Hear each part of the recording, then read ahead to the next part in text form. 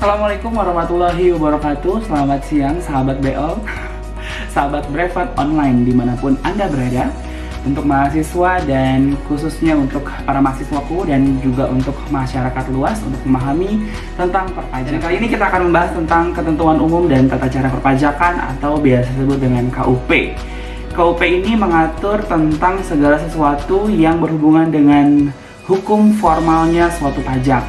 Nah, untuk itu saya akan membahas fase-fase dalam pelaksanaan kewajiban perpajakan dalam memenuhi kewajiban perpajakan di Indonesia.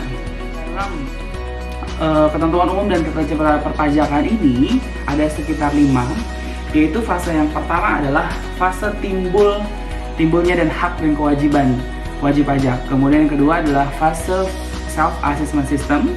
Yang ketiga adalah fase pengawasan. Dan yang keempat adalah fase sengketa. Dan yang kelima adalah fase penyelesaian sengketa. Sebenarnya dalam suatu kita melakukan kewajiban perpajakan, baik di perusahaan, kita sebagai orang pribadi atau badan, kita akan selalu melewati fase-fase ini. Tentu saja fase-fase ini membutuhkan kejujuran dari wajib pajak untuk mengisi SPT secara lengkap, jelas, dan benar. Baiklah, kita akan masuk ke dalam fase yang pertama, yaitu fase timbulnya hak dan kewajiban. Fase timbul hak dan kewajiban itu berlaku berdasarkan undang-undang. Sebagaimana pengertian dari pajak, pajak adalah kontribusi wajib kepada negara yang dibayarkan oleh wajib pajak orang pribadi maupun badan yang bersifat memaksa berdasarkan undang-undang. Jadi karena adanya undang-undang yang berlaku, mau tidak mau, subjek pajak dan wajib pajak itu wajib untuk memenuhi hak dan kewajiban perpajakannya. Seperti apa? Kita akan masuk ke dalam fase self-assessment system, yaitu fase di mana wajib pajak dengan inisiatif diri sendiri untuk melaksanakan kewajiban perpajakannya.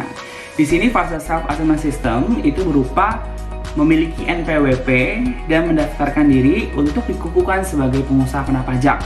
Nah, kalau misalnya perbedaan antara subjek pajak dan wajib pajak terletak pada kepemilikan objek pajaknya. Jika subjek pajak yang telah memiliki objek pajak, maka dia disebut sebagai wajib pajak dan wajib memiliki NPWP. Nah, syarat yang memiliki NPWP mudah sekali. Mereka sudah harus berpenghasilan di atas PTKP. Yang kedua adalah menyerahkan KTP. Bisa mendaftar melalui e-registration atau bisa juga datang ke kantor pajak terdaftar sesuai dengan domisili dari wajib pajak tersebut. Setelah kita melakukan pendaftaran untuk mendapatkan NPWP atau PKP, kita wajib untuk mengetahui apa aja sih kewajiban perpajakan kita. Nah, kewajiban perpajakan kita seperti melakukan pembukuan, kemudian pencatatan, kemudian yang paling penting adalah menyampaikan SPT atau surat pemberitahuan tahunan, baik masa maupun tahunan. Jadi dalam surat keterangan terdaftar pada NPWP tersebut dijelaskan nih kewajiban dan hak dari wajib pajak ini apa? Menyelenggarakan PPh pasal 21, 22, 25, dan sebagainya. Itu kalian bisa lihat dalam surat keterangan terdaftar. Kemudian setelah menyampaikan SPT, tentunya SPT tersebut akan diperiksa oleh siapa? Oleh bagian AR di KPP, Account Representative. Diperiksa. Apabila telah lebih dari 5 tahun, itu telah melewati daluarsa pajak, maka SPT tersebut tidak dapat diperiksa. Namun sebelum 5 tahun, SPT tersebut diperiksa oleh bagian AR.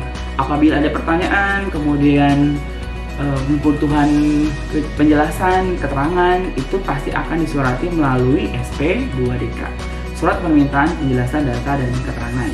Kemudian setelah SP2DK itu terbitkan, direspon oleh wajib pajak maupun tidak direspon, itu akan mengakibatkan pemeriksaan dan kita akan masuk ke dalam fase yang ketiga, yaitu fase pengawasan.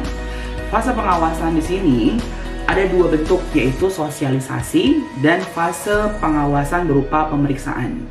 Kalau sosialisasi terkait dengan kebijakan dan peraturan undang-undang terbaru, sehingga wajib pajak dirasa perlu untuk mengetahuinya. Namun, apabila wajib pajak telah menyampaikan SPT dan terdapat SPT yang perlu untuk diperiksa dan diuji, maka akan masuk ke dalam fase pengawasan, yaitu pemeriksaan. Dari pemeriksaan ini akan menerbitkan dan menetapkan suatu ketetapan pajak.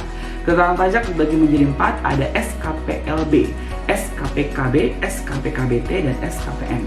SKPLB adalah surat ketetapan pajak lebih bayar, SKPN adalah surat ketetapan pajak nihil, SKPK SKPKB adalah surat ketetapan pajak kurang bayar dan SKPKBT adalah surat ketetapan pajak kurang bayar tambahan. Nah, atas surat ketetapan pajak tersebut atau bisa disebut dengan SPHP, wajib pajak itu setuju atau tidak gitu. Kalau misalnya setuju, maka dibayar kurang bayarnya sekian.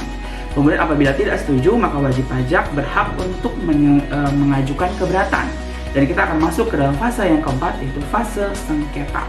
Di dalam fase sengketa ini adalah fase di mana wajib pajak merasa keberatan atas surat ketetapan pajak yang telah diterbitkan oleh kantor pajak, gitu ya. Jadi oleh bagian pemeriksa, wajib pajak merasa keberatan dan berhak untuk mengajukan keberatan.